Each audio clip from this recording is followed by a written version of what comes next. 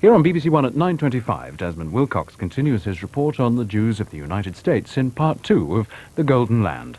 And that's after the 9 o'clock news with Sue Lawley.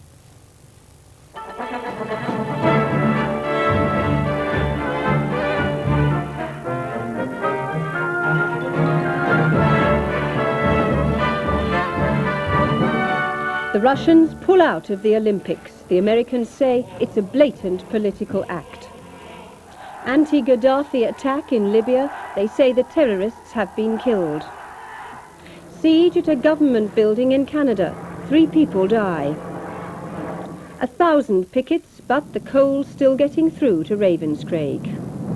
And the Queen opens the Thames Barrier by closing it. Good evening. The Soviet Union will not be taking part in the 1984 Olympic Games to be held in Los Angeles, and it's expected that most of the Eastern Bloc will follow suit.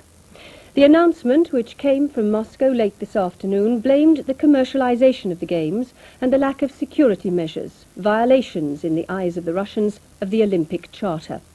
The Soviet Union accuses the United States of using the Games for political purposes. They say they are guilty of stirring up anti-Soviet propaganda and of having a cavalier attitude to the security of the Russian athletes.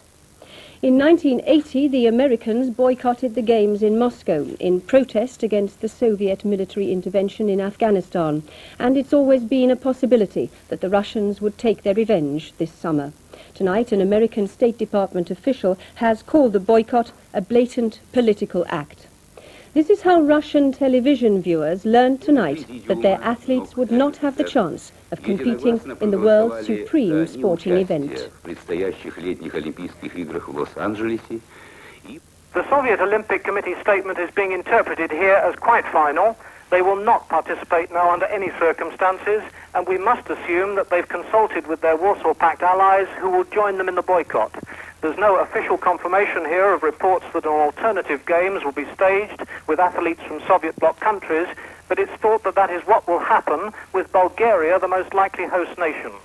What is surprising about the announcement is that it comes after what appears to have been a satisfactory meeting with the International Olympic Committee in Switzerland last month. The Soviet delegation made 3 specific allegations that America was breaking articles of the Olympic Charter, and they appeared to be satisfied with the IOC response. There seems little doubt that the Soviet Union had originally intended to send a team to the Games, despite Moscow's misgivings on the diplomatic front. They had requested permission to fly in 25 Aeroflot charter planes and to dock a passenger ship in Los Angeles, in which the athletes would stay. But at the beginning of March, the Americans refused a visa to the Russian official sent to make advance preparations for his team. The State Department hinted he was in the pay of the KGB. The Russians were furious. From Washington, Martin Bell.